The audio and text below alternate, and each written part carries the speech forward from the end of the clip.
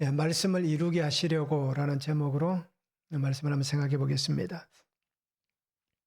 오늘 성경 에스라서를 보면 하나님께서 예레미야를 통하여 하신 말씀을 이루시려고 말씀합니다. 그래서 고레스의 마음을 감동시키셨다. 그래서 고레스는 어떻게 합니까? 유다 예루살렘에 성전을 건축하라라고 조서를 내립니다.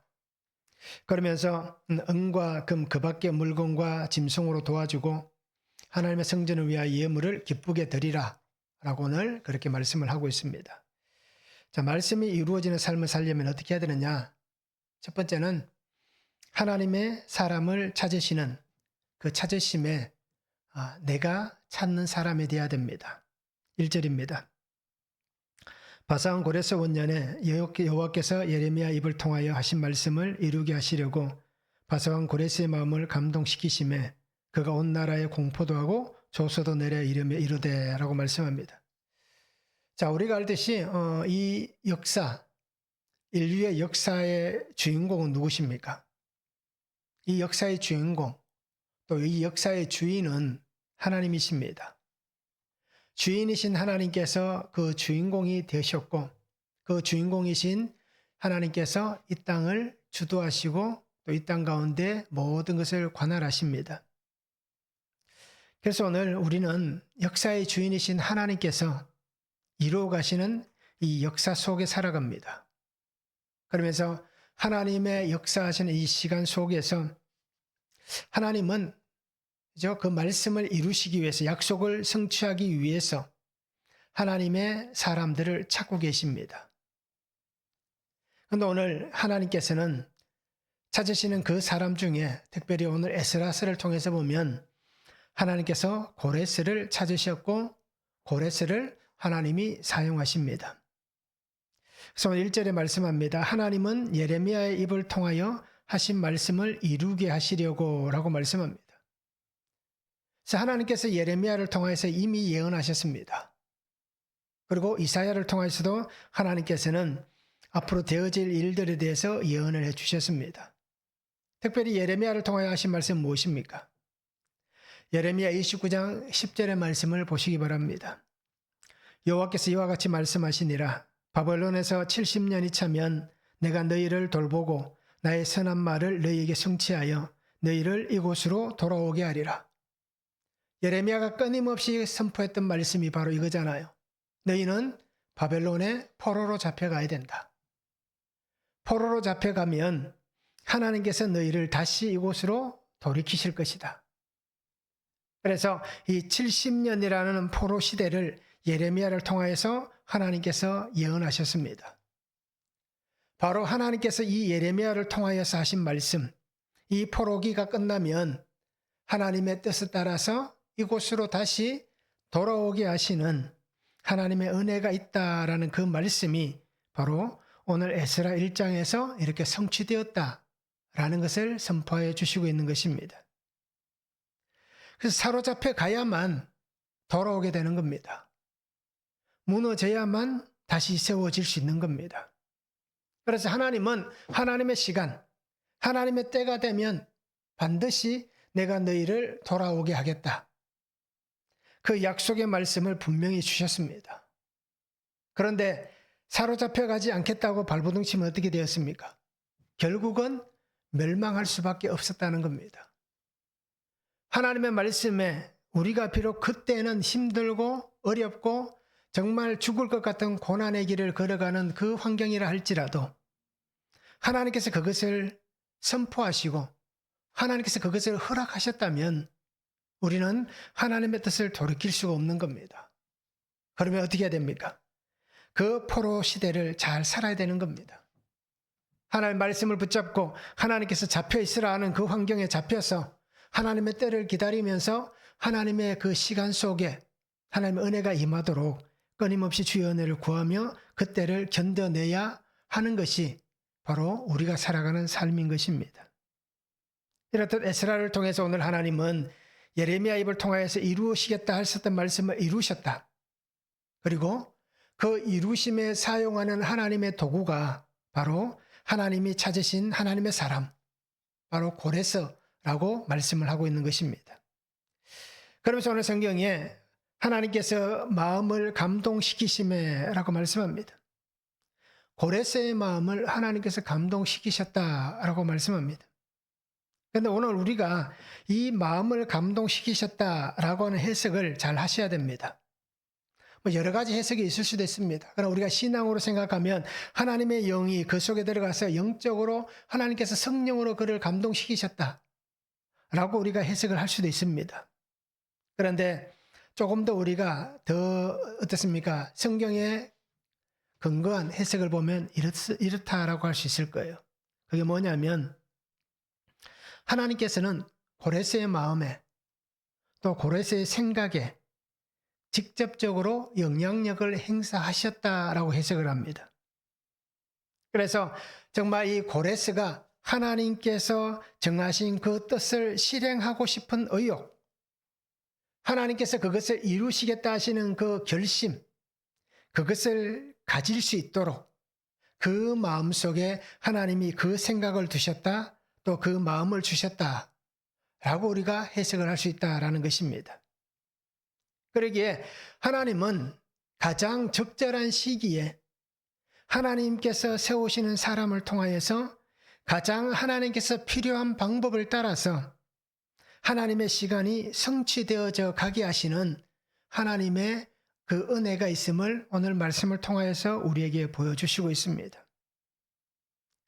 그런데 하나님께서 이렇게 약속을 이루시는 이유는 무엇입니까? 그것은 다른 게 아닙니다. 하나님께서 하셨던 약속, 구속사, 원시 복음을 통해서 이미 하나님께서 우리에게 선포해 주셨던 하나님의 그 구원의 은혜, 그 구속의 은혜를 하나님께서 이어가시기 위한, 하나님의 약속이 성취되어져 가는 것을 보여주기 위한, 잊지 않으시고 하나님께서 이 사랑의 은혜를 너희를 통해서 이루신다 라는 것을 하나님께서 보여주시는 것입니다. 그러기에 이 모든 것은 어떻게 보면 하나님의 사랑이다라고 우리가 고백할 수 있습니다. 그리고 오늘 우리가 살아가면서 정말 이 고레스를 하나님이 사용하시는 같이, 아니면 오늘 우리가 에스라스를 지금 계속 말씀을 묵상하잖아요. 그 속에 누가 나옵니까? 에스라도 등장하고 느헤미야도 등장합니다. 수없이 많은 사람들, 스룹바벨도 등장합니다. 그리고 1차 포로 귀한 자들이 수만 명의 사람들이 등장을 하게 됩니다. 자, 이렇듯 이 놀라운 은혜 속에서 하나님이 찾으시는 그 한 사람이 분명히 오늘 내가 되어야 한다라는 것입니다. 그래서 하나님께서 나를 찾아주셨습니다. 그리고 나를 만나주셨습니다. 그리고는 하나님께서 이루어가기를 원하시는 하나님의 시간에, 하나님께서 주도하시는 이 역사 속에 지금 이 시점에 하나님께서 가장 필요로 하시는, 하나님께서 나를 통하여서 하나님이 원하시는 것을 이루고자 하시는 그 사람이 오늘 내가 되어야 한다라는 것입니다. 우리는 시간을 살아갑니다. 그런데 우리의 시간은 어떻습니까?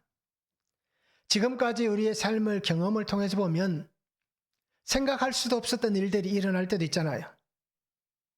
또는 상상할 수 없었던 일들이 우리에게 일어날 때도 있었습니다. 그것이 하나님 안에서 좋은 일이었던 또는 나쁜 일이었던 우리가 상상할 수 없는 일들이 우리가 살아온 삶 속에 분명히 있었습니다.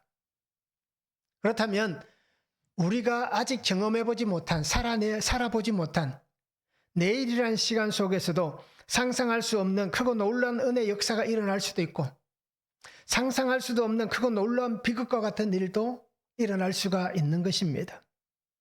그런데 그 속에서 우리의 삶이 하나님 찾으시는 사람이 된다면, 하나님의 말씀을 들을 수 있는 사람이 된다면, 하나님의 말씀을 볼 수 있는 사람이 된다면, 그리고 그 말씀 속에서 깨닫고 해석할 수 있는 사람이 된다면 우리의 삶은 달라질 것입니다. 이전과 다른 정말 새롭게 되어진 그 삶을 우리가 살아낼 수 있을 것입니다. 여러분, 우리 성도님들이 이런 고백이 있으면 좋겠습니다. 하나님이 이사야를 만나셨을 때 이사야가 어떻게 고백합니까? 주여, 내가 여기 있나이다, 나를 보내소서 라고 고백했던 이사야 선지자와 같이 나를 찾으시는 하나님 앞에서 주님, 내가 여기 있습니다. 내가 하나님 찾는 한 사람이 되기를 원합니다. 그래서 하나님의 시간 속에서 하나님의 말씀들이 이루어지는 그런 하나님의 거룩한 통로가 되고 하나님 사용하시는 선한 도구가 되는 그러한 성령의 사람이 되기를 원합니다. 라고 구할 수 있고 또 그렇게 쓰임받는 복된 삶을 우리가 함께 살아가면 참 좋겠습니다. 한번 적용해 보시기 바랍니다. 나는 하나님 찾으시는 사람입니까? 나는 하나님의 사람입니까? 어떻습니까? 한번 적용해 보시기 바랍니다. 하나님의 약속의 말씀은 무엇입니까? 나에게 하신 약속의 말씀도 분명히 있을 거예요. 그러면 우리가 성경을 통해서 하나님의 약속의 말씀이 분명히 있습니다. 그리고 나에게 주신 말씀도 있습니다. 그것이 무엇인지 우리가 적용해 보시고요. 그 약속의 말씀을 이루신다는 확신이 있는지, 그 말씀이 이루어진다, 하나님께서 이루신다 라고 하는 확신이 있는지 우리가 한번 적용해 보시길 바랍니다. 두 번째는 하나님께서 명령하시는 사명이 있습니다. 2절에서 3절입니다. 바사온 고레스는 말하노니 하늘의 하나님 여호와께서 세상 모든 나라를 내게 주셨고 나에게 명령하사 유다 예루살렘에 성전을 건축하라 하셨나니 이스라엘 하나님은 참 신이시라. 너희 중에 그의 백성된 자는 다 유다 예루살렘으로 올라가서 이스라엘 하나님 여호와의 성전을 건축하라. 그는 예루살렘에 계신 하나님이시라 라고 말씀합니다. 자, 하나님께서 고레스를 선택하셨잖아요. 수많은 사람들 중에 하나님이 이 고레스를 택하셨습니다. 그리고는 하나님의 선한 도구로 사용하시고 있습니다. 근데 우리가 성경을 통해서 보면 이렇게 고레스와 같이 하나님의 선한 도구가 있는가 하면 또 어떻습니까? 하나님 앞에서 악한 도구로 사용되는 사람들도 있습니다. 그런 나라들도 있었고요. 그러한 사람들이 분명히 있었습니다. 그래서 성경에 보면 악한 사람도 하나님이 사용하시는 도구로 하나님의 사람들을 그렇게 훈련시키시고 하나님의 사람들이 하나님 앞에 구원받는 백성이 되게 하기 위해서 하나님이 사용하시는 채찍과 같은 그런 도구도 있습니다. 그런데 오늘 우리는 어떤 도구가 되어야 되겠습니까? 하나님 사용하시는 선한 도구가 되어야 할 것입니다. 하나님은 이 고레스에게 하나님이 정하신 뜻을 따라 사용하시기 원하십니다. 그래서 하나님이 사용하시면서도 그죠? 고레스가 지 마음대로 이것이 하나님의 뜻입니다. 이것이 하나님의 방법입니다. 라고 하는 그 도구가 아니라 하나님이 주시는 그 말씀 안에서만 정해진 그 범위 안에서만 그죠? 자신의 경계를 넘어서지 않는 그 범위 안에서 하나님이 사용하고 있습니다. 그래서 오늘 이 말씀을 통해서 보시기를 바랍니다. 고레스는 분명한 고백이 있습니다.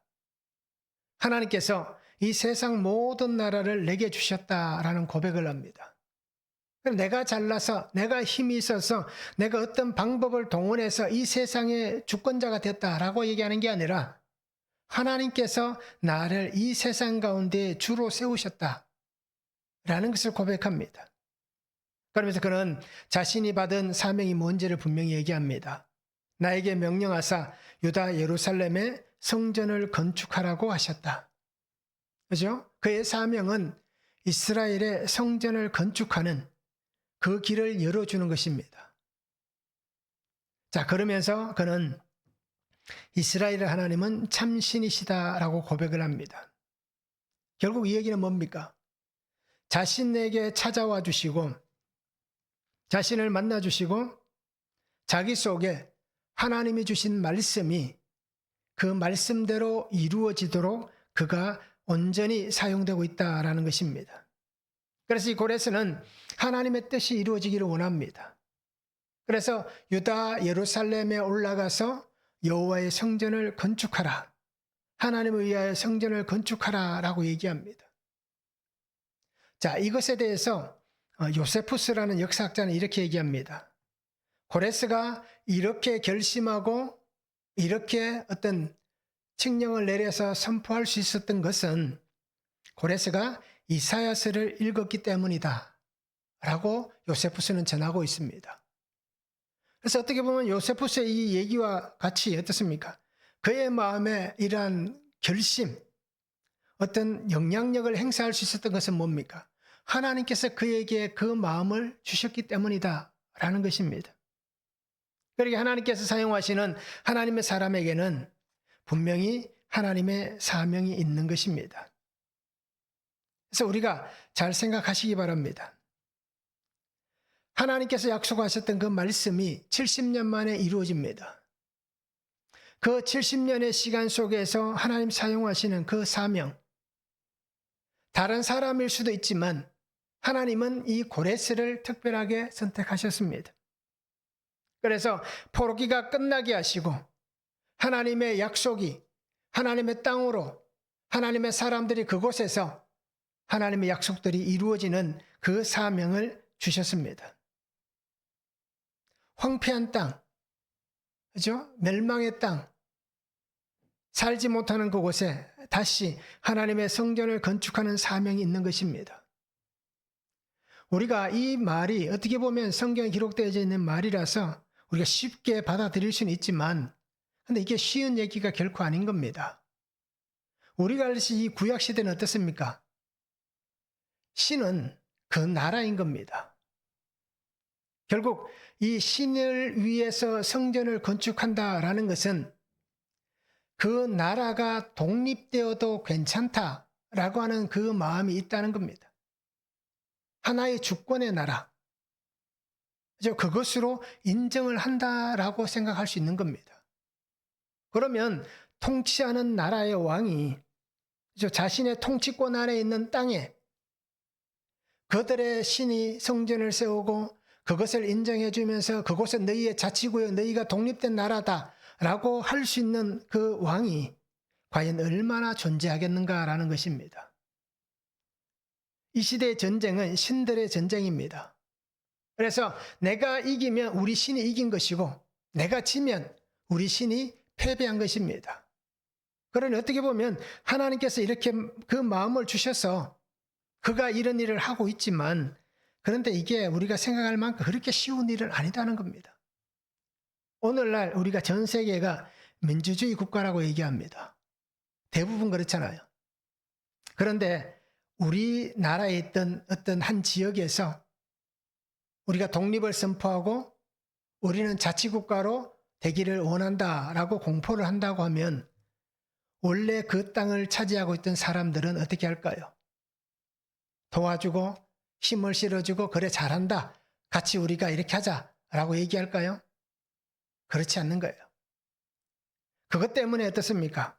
어떻게 보면 러시아 우크라이나에도 그것 때문에 전쟁을 하는 거랑 마찬가지잖아요. 내 땅, 그죠? 이것은 내 땅이라는 거예요. 그러니 오늘 우리가 이 말씀이 그렇게 쉬운 것이 아니다라는 것을 잘 인식했으면 좋겠습니다. 자, 하나님은 이 사명을 이 고레스에게 주셨습니다. 이렇듯 오늘 나에게도 사명이 있습니다. 우리에게 성도라는 이름이 있잖아요. 성도로 살아가는 나에게 하나님이 사명을 주셨습니다. 그러면 우리는 어떤 삶이 되어야 됩니까? 내가 태어난 것도 사명으로 태어났습니다. 그러면 우리의 죽음은 어때야 될까요? 죽음도 사명으로 죽는 것입니다. 그래서 오늘 성도는 사명으로 왔다가 사명으로 가는 인생이 되어야 됩니다. 그러면 나의 사명은 무엇입니까? 오늘 나의 사명은 예수님의 이 구속의 정인으로 사는 겁니다. 예수님의 부활을 전하는 정인의 삶을 살아가는 것입니다. 그래서 하나님께서 마지막 나를 부르시는 그날까지 오늘 내가 해야 될 사명은 복음의 정인된 사명을 살아내는 것입니다. 그래서 하나님의 성전을 세우는 것, 하나님의 나라를 세우는 것, 이것이 나의 사명이고 오늘 우리 성도들의 사명이다라는 것입니다. 그래서 그러면 우리의 삶은 어때야 될까요? 디모데후서 2장 4절에 이렇게 얘기합니다. 병사로 복무하는 자는 자기 생활에 얽매이는 자가 하나도 없나니 이는 병사로 모집한 자를 기쁘게 하려 함이라. 우리는 하나님의 나라를 세우기 위한, 하나님의 성전을 세우기 위한 하나님의 사명 안에 세워진 군인입니다. 하나님의 군대에 속한 사람들입니다. 그러면 우리가 부르신 하나님의 기쁨을 위해서 그렇게 살아가는 삶이 되어야 하는 것입니다. 로마서 10장 15절입니다. 보내심을 받지 아니하였으면 어찌 전파하리요. 기록된 바 아름답도다. 좋은 소식을 전하는 자들의 발의함과 같으니라. 우리는 보내심을 받았습니다. 그리고 우리는 어떻습니까? 좋은 소식을 전하는 자들의 발입니다. 기쁨으로 산을 넘어가는 거룩한 하나님의 복음의 발들인 것입니다. 그리고 오늘 성도님들이 이 사명 안에 살아갈 수 있기를 원합니다. 나를 보내시는 곳, 그곳에서 하나님의 사명이 있습니다. 우리의 가정에서도요, 또 우리의 직장에서도, 또 우리의 공동체 어디서든지 간에 하나님이 주신 사명이 분명히 있습니다. 그곳에 하나님의 나라가 세워지고 하나님의 성전이 세워져가는 그러한 하나님의 사명자로 우리가 아름답게 살아갈 수 있기를 원합니다. 한번 적용해 보시기 바랍니다. 나에게 명령하신 사명은 무엇입니까? 나는 그 사명으로 살아가고 있습니까? 한번 적용해 보시길 바랍니다. 나의 삶의 자리, 가정, 직장, 하나님께 주신 사명은 무엇입니까? 내가 있는 그 자리에서 하나님이 나에게 주신 사명은 무엇입니까? 내가 있는 그 자리에서 하나님 세우기 원하시는 하나님의 성전은 어떤 성전입니까? 우리가 한번 적용해 보시기 바랍니다. 그죠? 좋은 성전으로 세워지기를 원하는지, 비방과 악함이 가득한, 파괴되고 무너진 악이 가득한 그런 성전을 세우기를 원하는지 한번 적용해 보시길 바랍니다.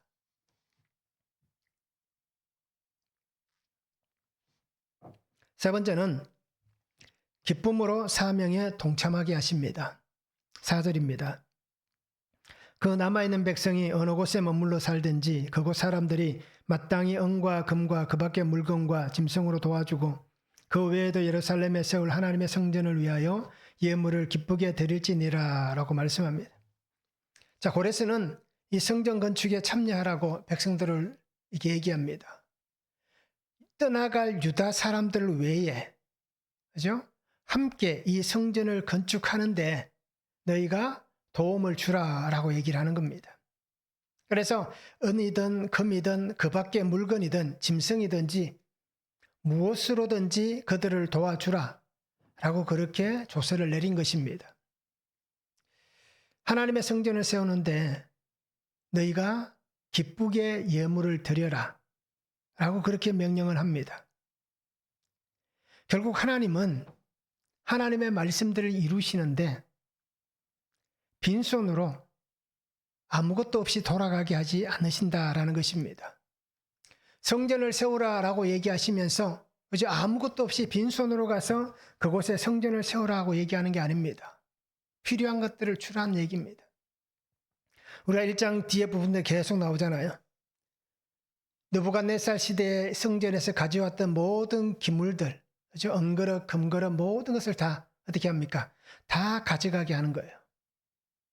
그래서 그곳에 있었던 것들은 다 다시 돌려보내는 그 놀라운 은혜가 임하게 되는 것입니다.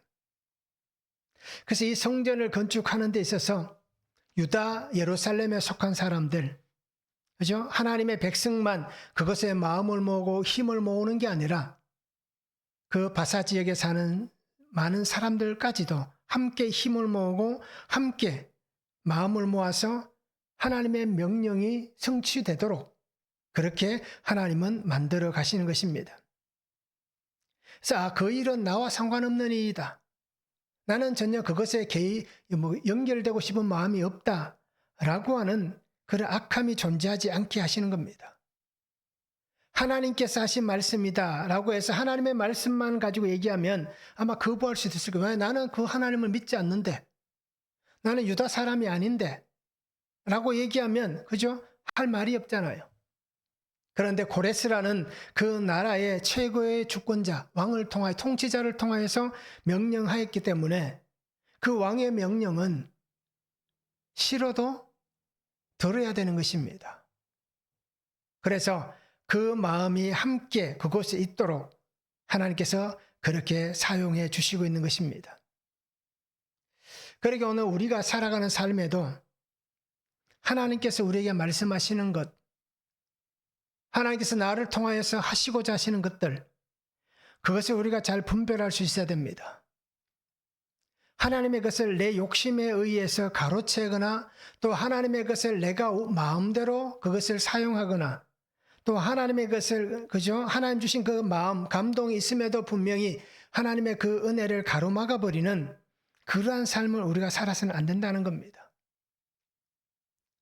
그래서 우리가 금액의 많고 적음의 문제가 아니라 가난한 여인의 그 두 렙돈 같이 그 마음이 어떠냐, 그 삶이 어떤 분별력을 가지고 있느냐, 그 삶이 온전히 하나님 앞에 드려지는 그 삶이냐, 이것이 중요하다라는 것입니다.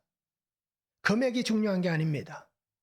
많이 하면 많이 할수록 좋겠지만 그러나 내 형편에 많이 할 수 없다면 어떻습니까?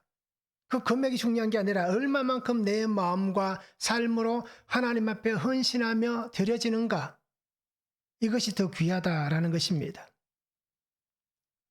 그런데 또 이것을 악용하면 안 되는 거예요. 그죠? 우리가 성경에 고르반이라는 것을 알잖아요.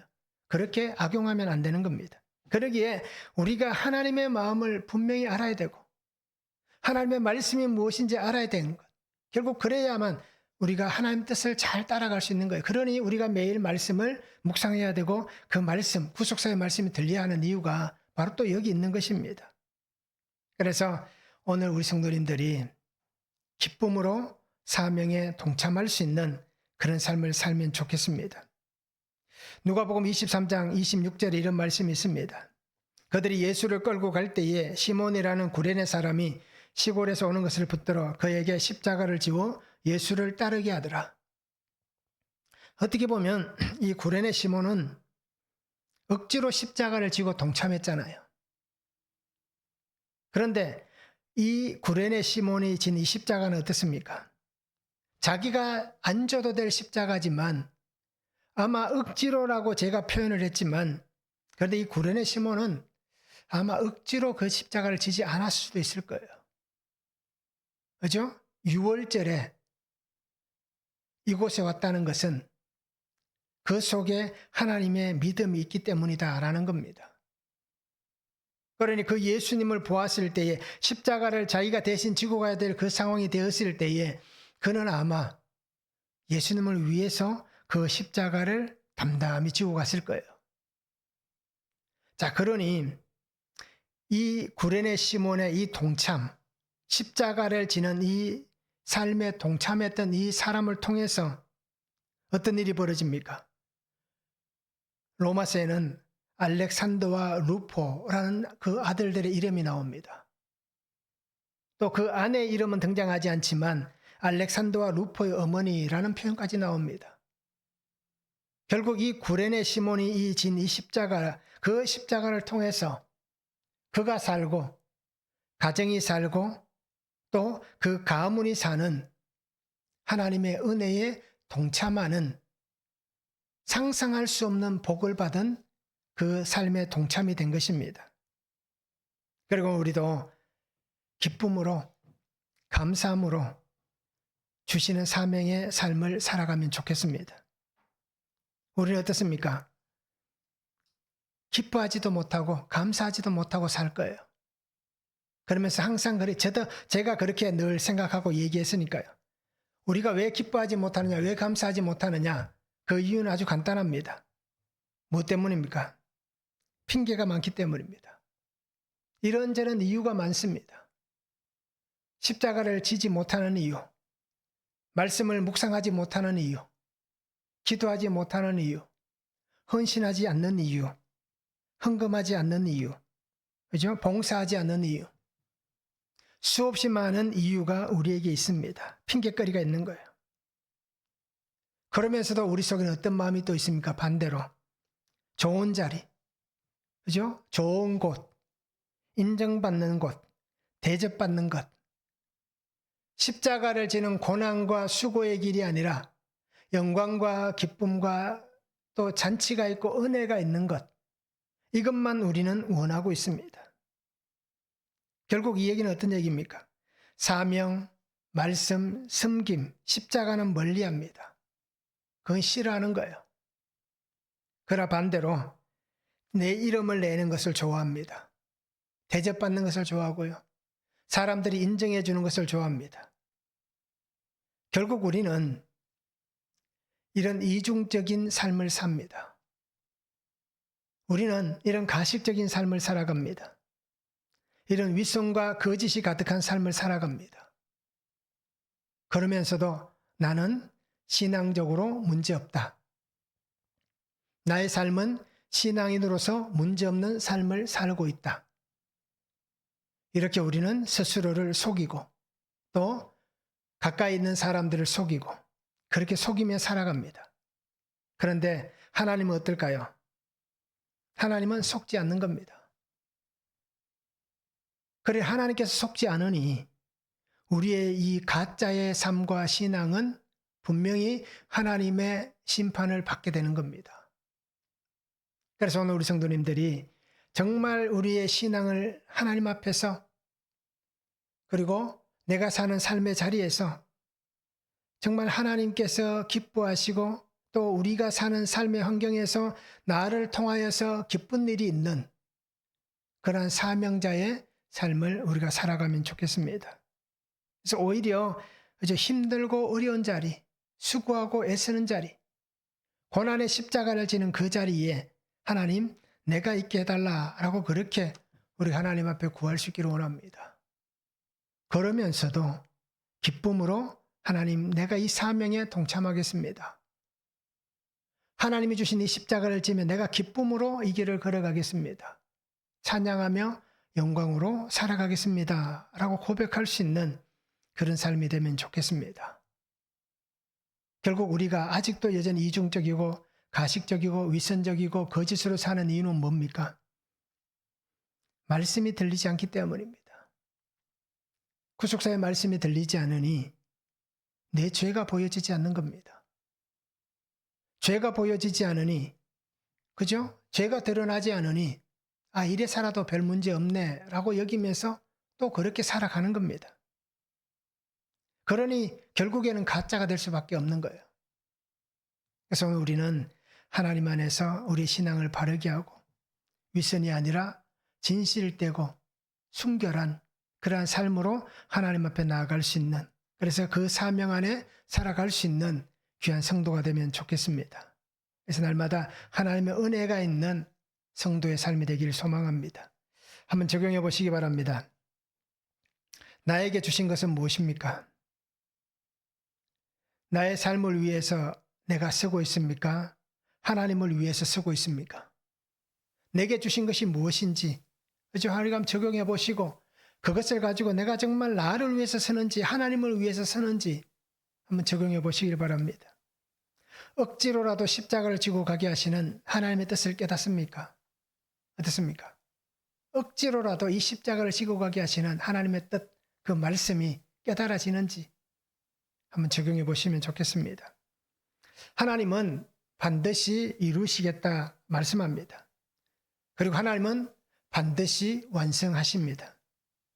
하나님의 약속, 이 구속사를 오늘 우리에게 이루어 주셨듯이 나의 삶과 사명 속에서 하나님은 또 하나님의 뜻을 이루시기를 원하십니다. 그러기에 오늘 우리가 하나님의 이 십자가 구속사를 붙잡고 하나님의 은혜 안에 살아가는 삶이 되면 좋겠습니다. 그래서 하나님이 찾으시는 그 한 사람이 오늘 내가 되기를 원하고요. 하나님이 찾으신 그 은혜 안에서 내가 말씀의 역사심으로 복음의 아름다운 삶을 살아가는 거룩한 하나님의 사람들이 될 수 있기를 예수님의 이름으로 축복합니다.